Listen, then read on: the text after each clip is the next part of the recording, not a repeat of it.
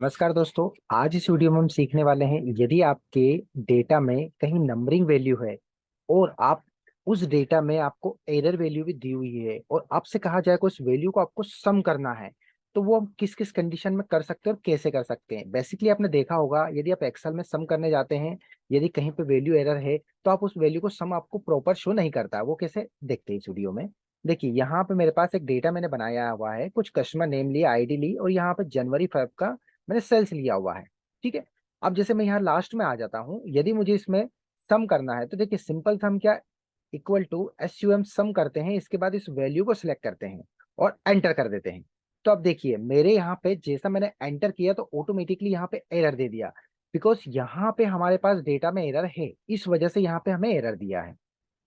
अब पहली कंडीशन तो ये है दोस्तों कि आप इस डेटा में पहले फिल्टर लगाए, इसके बाद उस वैल्यू को सम करके देखें कितना है। दूसरा कंडीशन ये है, एक और हम प्रोसेस के थ्रू इसको सम कर सकते हैं, वो भी शॉर्टकट, जैसे ऑल्ट इक्वल टू।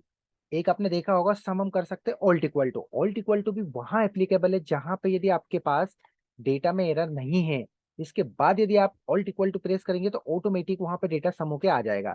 बट जहां पे उसको एरर दिखेगा या ब्लैंक सेल दिखेगा तो ऑटोमेटिक वहीं तक की वैल्यू उठाएगा जहां तक उसको रेफरेंस मिलेगा। सपोज ये यहाँ पे एरर है, इस एरर को मैं थोड़ी देर के लिए हटा देता हूँ। ठीक है। अब मैं करता हूं यहाँ पे ऑल्ट इक्वल टू। तो देखिए ऑल्ट इक्वल टू यहाँ पे यदि मैं करूंगा जहां पे मैंने हटाया, तो उसने ऑटोमेटिकली जहां पे सेकंड एरर हमें शो कर रहा है वहां तक की उसने वैल्यू ली है। और यदि इस वैल्यू की जगह मैं सपोज डाल देता हूँ 1, अब देखिएगा आप, मैं लास्ट में जाता हूँ यहाँ पर, अब करता हूँ ऑल्ट इक्वल टू। तो ऑल्ट इक्वल टू करने से देखिए आप, ऑटोमेटिकली उसने इस रेंज को ले लिया, सिर्फ स्पेसिफिक, क्योंकि उसको उसके ऊपर की रेंज में एरर दिख रहा है, इस वजह से उसने नहीं लिया। अब इसको मैं वापस कंट्रोल जेड करता हूं दोस्तों। देखिए मैंने कंट्रोल जेड कर दिया। अब जब भी एरर वाली वैल्यू को सम करें तो उसके लिए एक बहुत ही इंपॉर्टेंट फंक्शन है, एग्रीगेट। उसको आप पास कीजिएगा तो ऑटोमेटिकली कोई सा भी आपके डेटा में एरर हुआ, ऑटोमेटिक वहां पे सम आपको करके दे देगा। वो कैसे देखते हैं। यहाँ पे मैं करता हूँ इक्वल टू, यहाँ पे कीजिए SUM सम, सॉरी, यहाँ पे कीजिए इक्वल टू एग्रीगेट। ये मैंने किया। इसके बाद आपसे मांग रहा है वो, इतने सारे पैरामीटर्स आपको दिए उसने। अब इतने सारे पैरामीटर्स में आपको लेना है सम, हमें करना है सम। तो देखिए 9 नंबर पे यहाँ पे सम आ रहा है, तो आप यहाँ पे 9 नंबर टाइप कर दीजिएगा। इसके बाद लगाइएगा आप कोमा। कोमा लगाने के बाद आप वापस एक और पॉपअप ओपन हुआ, इसमें काफी सारा ऑप्शन है। तो यहाँ पे आपको क्या लिखा है देखिए आप, इग्नोर एरर वैल्यूज, तो इसमें आप लिखिएगा 6 नंबर।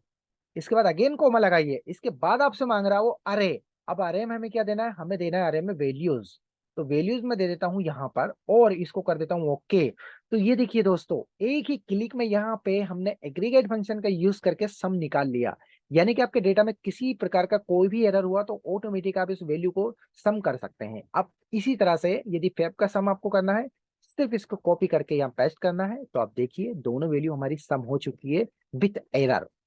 दोस्तों यदि वीडियो अच्छा लगा है तो प्लीज शेयर जरूर कीजिएगा। यदि आप मेरे चैनल पर नए हैं तो प्लीज चैनल को लाइक और सब्सक्राइब जरूर कीजिएगा। Thank you so much.